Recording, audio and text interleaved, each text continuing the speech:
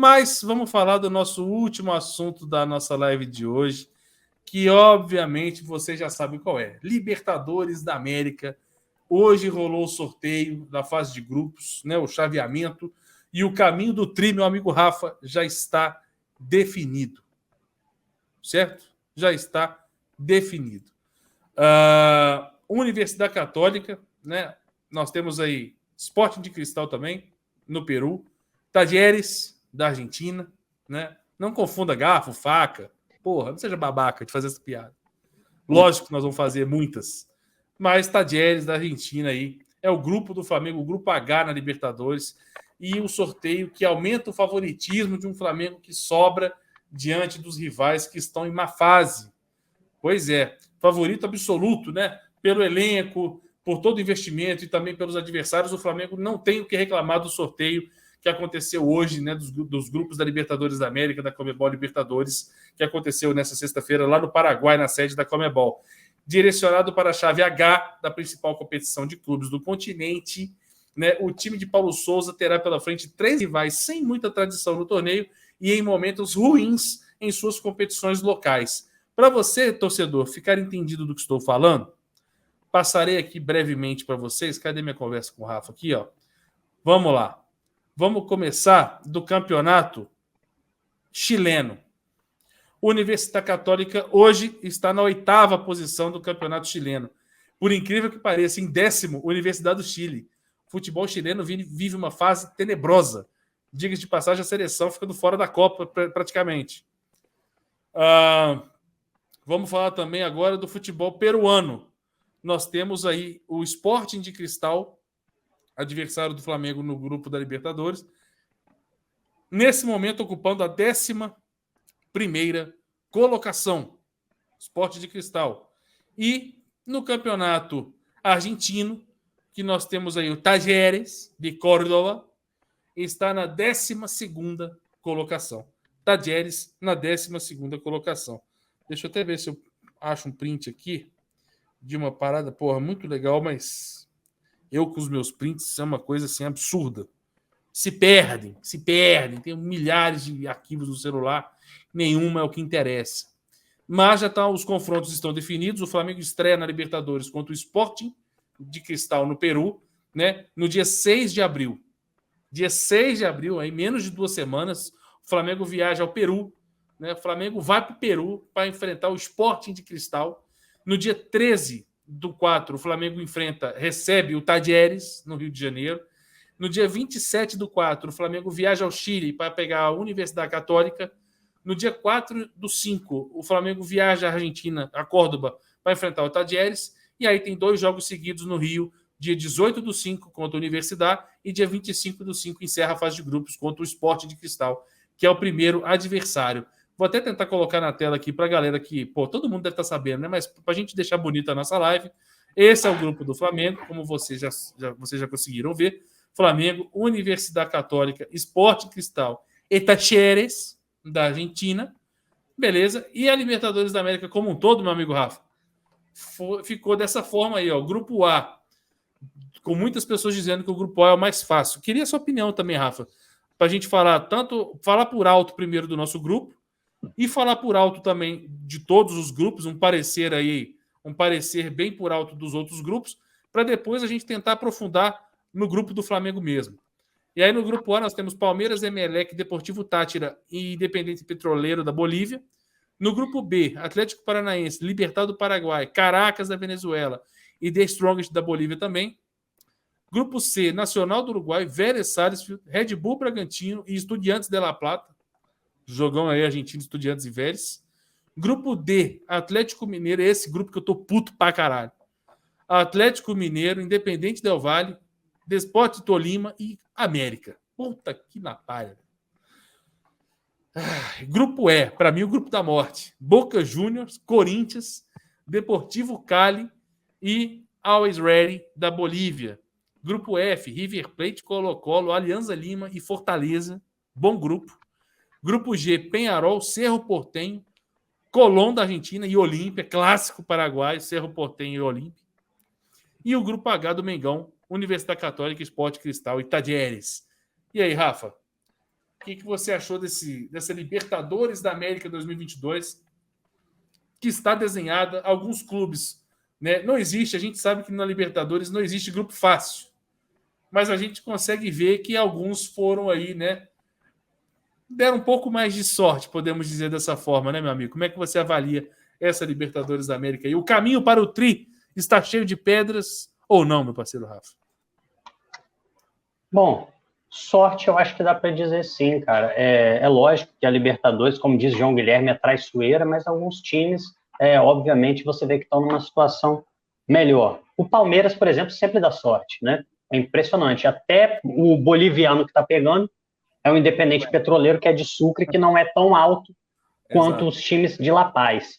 Então, acabou se dando bem. Mas, assim, falando de Flamengo, é um grupo ainda que eu acho um pouco difícil de desvendar. É óbvio que o Flamengo tem que ganhar com autoridade, mas, por exemplo, a Universidade Católica realmente não está no seu melhor momento, mas é o tetracampeão chileno. Então, eu acho que o Flamengo precisa encarar esse grupo com muita seriedade. E aí, a partir dessa seriedade que o Flamengo vai entregar a Libertadores, aí sim é papo, inclusive, de fazer a melhor campanha. E aí, não só pelo grupo, como pelo Flamengo. O Flamengo tem condição hoje de transformar qualquer grupo num grupo fácil ou num grupo acessível. O Flamengo jogando bem em qualquer grupo, é muito fácil perceber que o Flamengo vai passar.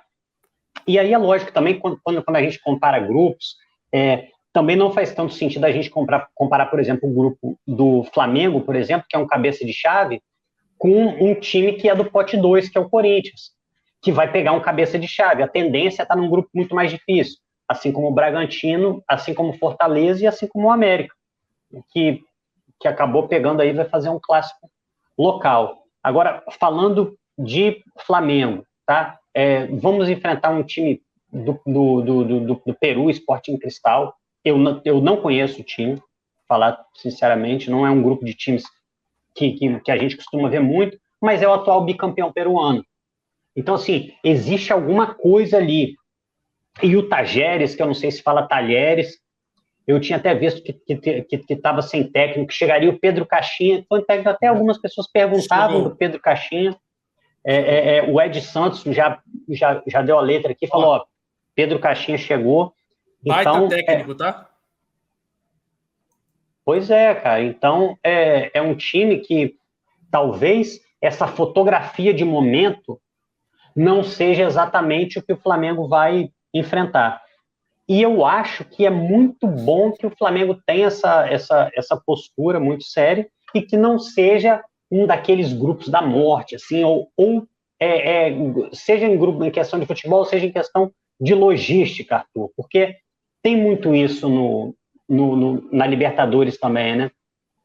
Às vezes é uma cidade que às vezes você não consegue voar direto para lá, ou são viagens excessivamente longas, ou é uma altitude, ou você vai jogar em La Paz, ou como a gente jogou contra o San José em Oruro, que também é uma altitude praticamente a mesma de La Paz, que é um jogo que desgasta muito. A gente vai ter uma viagem para Córdoba, uma viagem para Lima e uma viagem para Santiago.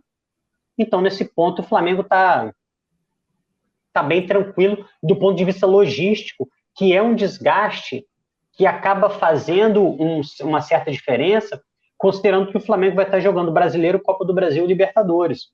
Então, você ter esse descansinho logístico, eu acho que é interessante. Então, assim, de maneira geral, o grupo, a gente vai acabar conhecendo ainda, né, melhor esses times, vamos ver os times jogarem, mas não, pelo menos, Arthur, e aí não sei a impressão que você teve, até pelos nomes, é um grupo tranquilo, porque muitas vezes na Libertadores, às vezes o time até não está tão bem, mas ele tem um nome que é impactante, tem uma camisa pesada, aquela camisa que enverga varal. E aí, quando você enfrenta um time desse, você fala assim, pô, jogar lá é enjoado. Mas esse aqui, né, a Católica tem camisa. Eu não sei, qual foi a sua impressão? Até, Arthur, eu estava torcendo para o América cair no grupo do Flamengo, para você ter o seu sonhado Flamengo e América Mineiro aí na Libertadores, poder ver tranquilo. Porra, quando saiu o América, eu fiquei chateado, mas faz parte. Quem sabe a gente pega o América aí mais para frente um pouco. A expectativa lá embaixo. E eu torci muito para o América cair no grupo do Flamengo, só para eu poder ir no estádio. Porra, se eu pudesse acompanhar aquela cena de Libertadores no Independência, ver o Flamengo e América, eu acho que minha vida já estaria resolvida. Eu já teria visto de tudo na vida, sabe? Faltou esse confronto na Libertadores. Não vi ainda. E sobre o Universidade Católica e o grupo do Bragantino, é muito forte também. A galera está colocando o grupo do Bragantino como o grupo da morte. Eu só não coloco pela fase dos times argentinos, que não estão numa fase tão, né? Você viu, o campeonato argentino hoje, clausura, né? Olha a situação do campeonato argentino hoje, ó.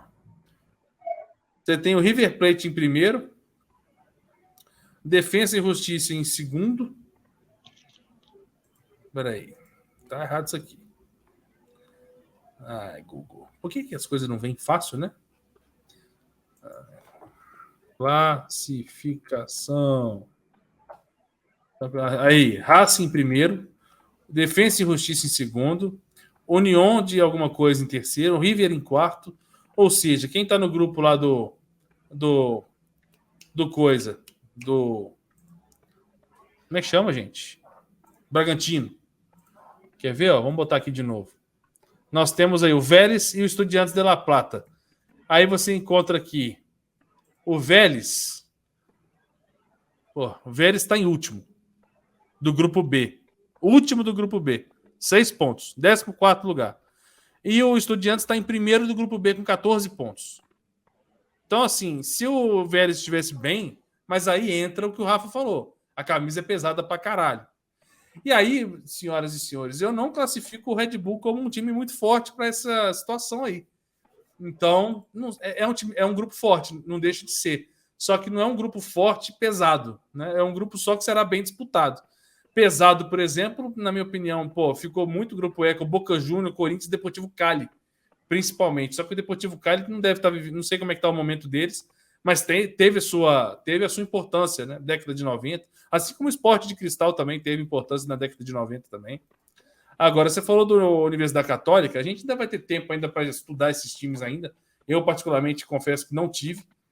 Mas a Universidade Católica, que hoje é comandada pelo técnico Christian Paulucci, de 49 anos, jovem técnico, né, argentino, está à frente do clube desde setembro do ano passado, quando ele deixou de ser o auxiliar e foi efetivado. A formação preferida dele é o 4-3-3 ofensivo.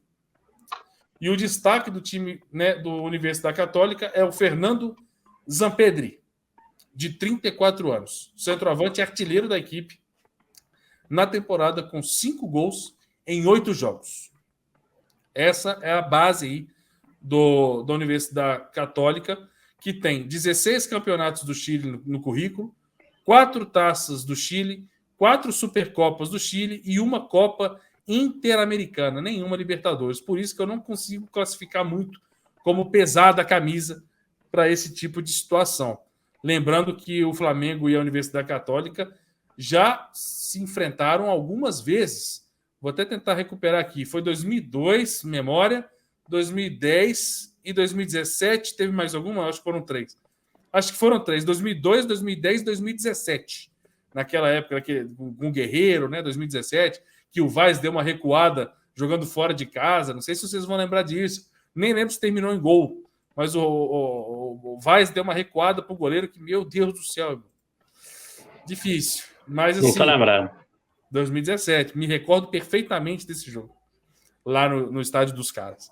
Então, o Flamengo volta a enfrentar a Universidade Católica. Falando sobre o Sporting Cristal, que é o primeiro adversário do Flamengo na Libertadores da América, né? Não vive boa fase do Campeonato Peruano, como eu já citei para vocês. Isso porque a equipe é a 11ª colocada lá no Campeonato Peruano, com 9 pontos em 6 jogos. Além disso, não perdeu, mas também não venceu os últimos 2 jogos que disputou. foram 2 empates contra o Carlos Stein por 1-1 e a Academia Cantolão por 2-2. É uma equipe que vem sofrendo algumas dificuldades no campeonato peruano e por isso ainda não traz muito temor para os rubro-negros. E lá no Tajeres é do técnico português, né? E um grande estádio que tem o time argentino lá de Córdoba. E são os destaques dessa temporada que ainda está ruim para o momento do Tajeres, que ocupa a 12ª posição em seu grupo, de 14 equipes no Campeonato Argentino, que eu acabei de citar para vocês, lá que o Vélez está em último. Jogou 10 vezes em 2022, teve 7 derrotas, 2 empates e apenas 1 vitória, somando amistosos, Copa América e Campeonato Argentino. Está na fase de grupos pela primeira vez desde 2002, e se avançar às oitavas, se dará mais do que satisfeito. As expectativas são baixas por parte da torcida. Nunca enfrentou o Flamengo pela competição. Ponto alto é o colombiano Diego Valoyes, meio atacante que brilha no futebol argentino desde o ano passado. É rápido, técnico e oportunista. O ponto fraco é o momento estéril e sem comando, pois o técnico Ángel Guilherme Royos foi demitido pelos maus resultados e acabou de receber aí o treinador português, né, o Caixinha, pela primeira vez no futebol argentino. Vale lembrar que a classificação da Libertadores foi obtida com outro treinador, o uruguaio Cacique Medina, que hoje está no Internacional de Porto Alegre. E aí o técnico agora é o Pedro Caixinha, que acaba de chegar à Argentina, e ele foi técnico do Santos Laguna do México. Beleza? O estádio do Tajeres fica em Córdoba, onde o Rafa falou que, por exemplo, não tem problemas para o Flamengo chegar, é um voo que chega direto em Córdoba, né? Não tem aquele parada de pegar avião, pegar ônibus e, pô, não tem isso. No Mário Alberto Kempes, antigo Chateau Carreiras, das instalações mais amplas e bem estruturadas do interior da Argentina. A capacidade atual é de 57 mil pessoas. Bem provável que tenha grande público diante do Flamengo, mas sem certeza de lotação pela fase que vive a equipe, Rafa. E temos uma base, né, meu parceiro? Temos uma base do que vem pela frente, ainda muito rasa. Teremos tempo para observar isso, tendo em vista aí que o primeiro jogo é daqui a menos de 2 semanas, então dá tempo. Queria saber de você a sua pretensão com essa fase de grupos, né? Agora olhando só o grupo H, como é que você imagina o cenário do Flamengo diante desses 3 adversários? O que você espera e o que você de fato acha que vai acontecer? Se as suas expectativas darão como concretas. Cara, primeiro, eu acho que para um trabalho em começo, né, um trabalho de renovação, trabalho de implantação de um novo esquema de jogo, como o Paulo Souza, eu acho que é muito interessante que o seu grupo não seja aquele grupo enjoado, aquele grupo com times muito qualificados. Eu acho que isso vai dar uma certa tranquilidade para o Flamengo ir evoluindo ao longo da competição e tentar chegar numa boa condição na fase de mata-mata.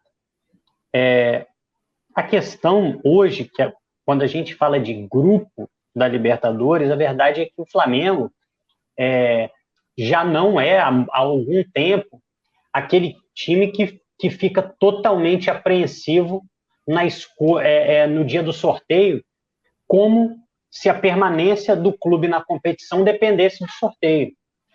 Outros times podem até pensar dessa forma.